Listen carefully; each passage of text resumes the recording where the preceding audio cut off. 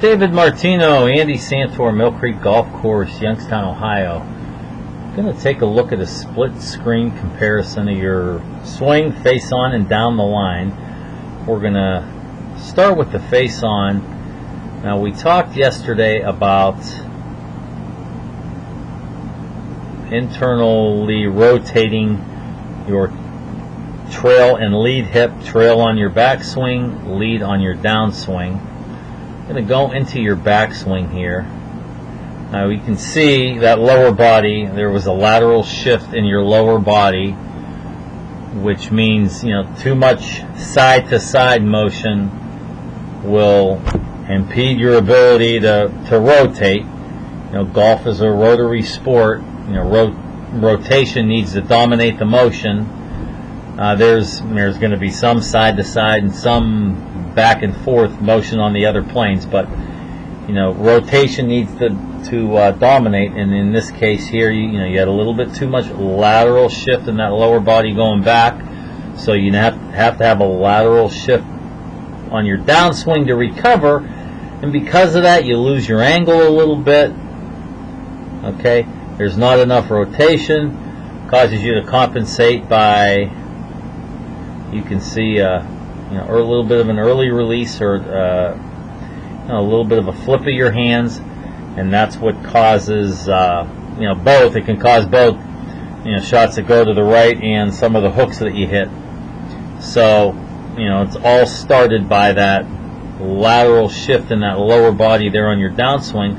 Other than that, everything looks pretty good, but that's where some of those body preps and motor skills I gave you with that had BS for backswing. This will help you from internally rotating around that right hip, around that right glute, and will stop you from that lateral shift. Now we're going to look at down the line, and actually down the line this looks pretty good. I'm going to go into your backswing here. Okay, the club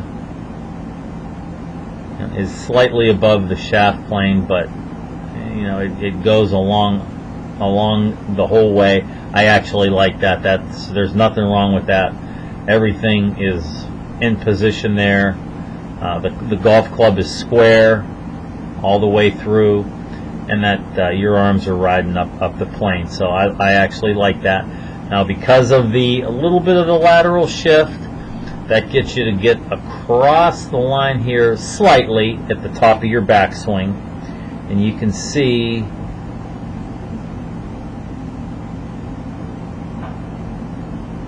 you also start slightly losing your posture. Draw some lines on the back of your pelvis. Okay. Draw some lines on your right knee flex. You're going to lose some of that right knee flex. Okay. And you can see that lower body's moving closer to the ball. Okay, and there you can see you're on your downswing. Okay, your upper body will start moving backwards.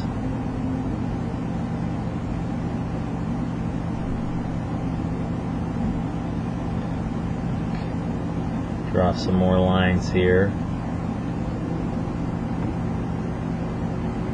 That upper body will start moving backward. That lower body will move slightly forward. Okay, and you saw from the face-on view the lateral motion. So there's a little bit too much lateral motion that's harming your ability to rotate, and that's what causes the golf club to get out of position. You can see that the club stays pretty well on plane throughout, but that's what causes you to. Okay, you can see there's a little bit of a underneath move, a little bit of a chicken wing there. There's the chicken wing from the face on. That's called chicken wing, where your arms don't get extended real good, and that comes once again from that lateral motion on your backswing, a little bit of lateral motion on your downswing as opposed to rotation, and that upper body, you can see that body moving back and forth a little bit. Your lower body moving closer to the ball, your upper body moving away from the ball in your downswing. So work on internally rotating. Those body preps and motor skills that I gave you are going to help you in both instances to internally rotate that trail hip and that lead hip going in both directions, and that'll stop you from that lateral slide, and that'll help your rotation, and that'll take that flip and that chicken wing away from you. So work on those, and we'll see you next time.